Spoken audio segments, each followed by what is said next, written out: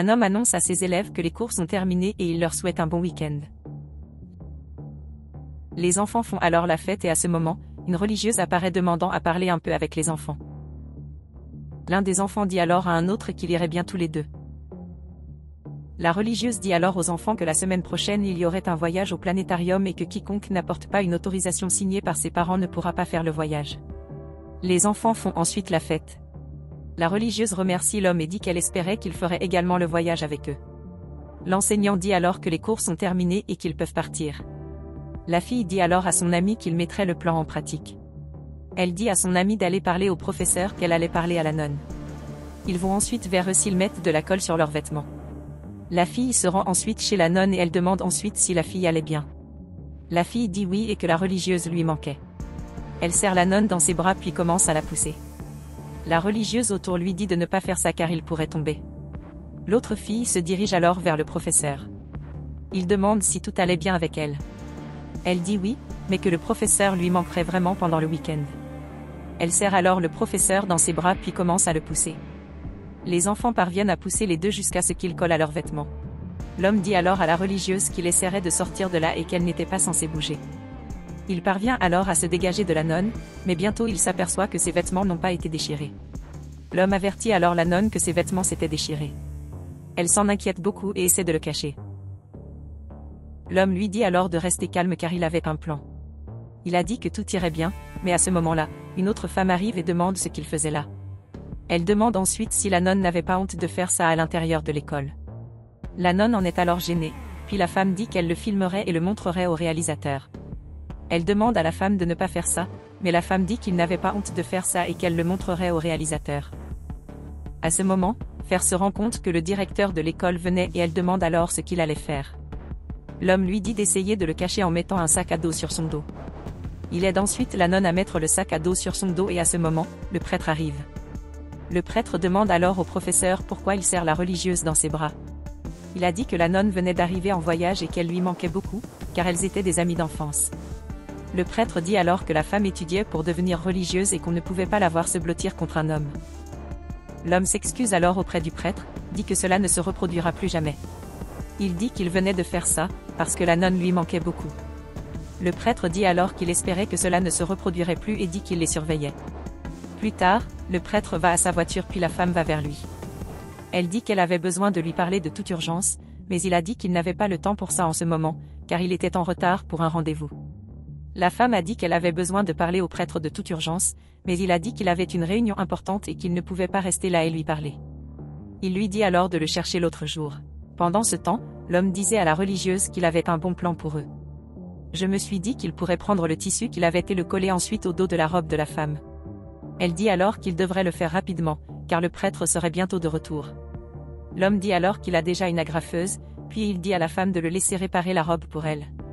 Elle dit alors qu'elle ne pouvait pas faire ça, car il finirait par voir son corps.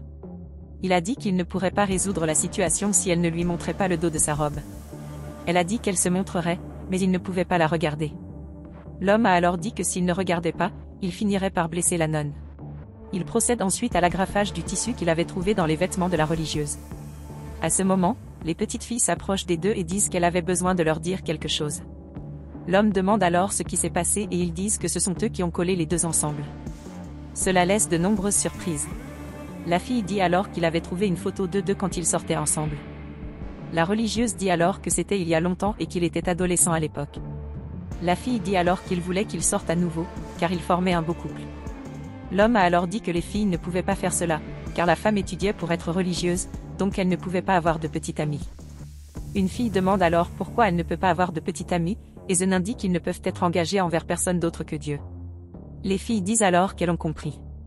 La religieuse dit alors qu'il lui avait créé un très gros problème, car une femme l'avait vu ainsi et elle a donc pris une photo pour la montrer au prêtre.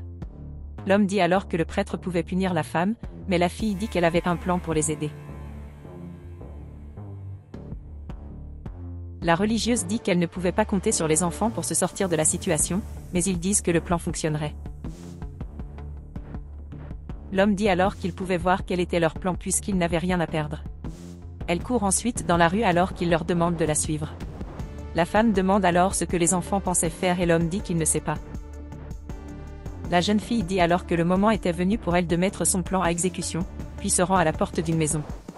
À ce moment, la femme répond à la porte et demande ce que la fille voulait. Elle a dit qu'elle avait laissé tomber sa balle à l'intérieur de la maison de la femme et lui a demandé si elle pouvait venir la chercher. Elle dit qu'elle n'avait pas de balle dans son terrain et que si elle en avait, elle ne livrerait pas puis elle ferme le portail de sa maison.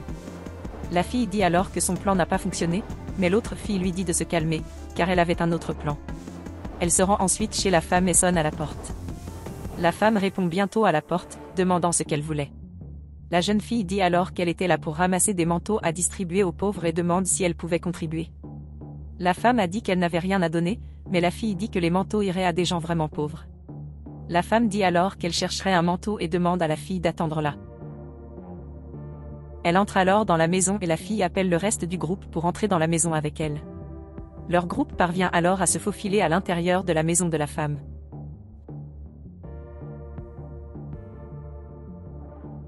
La fille aperçoit alors le téléphone portable de la femme, puis l'homme dit qu'il cherchera la photo dessus. La nonne demande s'il pourrait le faire, mais il dit qu'il ne saurait pas si cela fonctionnerait ou non. À ce moment, la femme descend les escaliers de sa maison puis les filles se cachent. Elle voit qu'il était là et demande ce qu'il faisait à l'intérieur de sa maison. La nonne dit qu'il avait besoin de parler à la femme, mais elle a dit qu'elle n'avait rien à dire avec des gens indécents comme eux. L'homme a alors dit qu'il était là pour collecter des manteaux pour les personnes dans le besoin. La femme a dit qu'elle était déjà au courant, mais elle dit qu'elle ne sait pas pourquoi ils étaient à l'intérieur de sa maison. L'homme a dit qu'ils ont finalement vu que sa porte était ouverte. Il a dit qu'il l'avait appelée, mais elle n'a pas répondu et ils ont donc décidé d'entrer. La femme dit alors qu'elle les avait déjà prévenus, que la vidéo qu'elle a enregistrée d'eux faisant des choses indécentes à l'intérieur de l'école, elle la montrerait au prêtre pour qu'il en subisse les conséquences.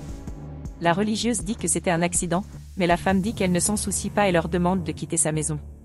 Ils s'excusent ensuite auprès de la femme et partent. Ils parviennent à sortir de la maison de la femme, puis ils célèbrent en disant que la femme a presque réussi à comprendre ce qu'il faisait. La religieuse demande alors à l'homme s'il a réussi à supprimer la vidéo du téléphone portable de la femme. Il dit alors qu'il avait réussi à supprimer la vidéo puis la femme lui fait un câlin. L'homme dit qu'il avait besoin d'avouer quelque chose. Il a dit que tout ce qui s'était passé ce jour-là ne faisait que lui rappeler à quel point il était amoureux de la religieuse. Elle a ensuite dit qu'il savait qu'elle ne pouvait pas faire cela, car bientôt elle allait devenir nonne, donc elle ne pouvait pas avoir ce genre de pensées impures. L'homme dit alors qu'il ne l'embêterait plus avec ce genre de choses. Il a dit qu'il partait, mais elle lui a demandé d'attendre puis l'a embrassé.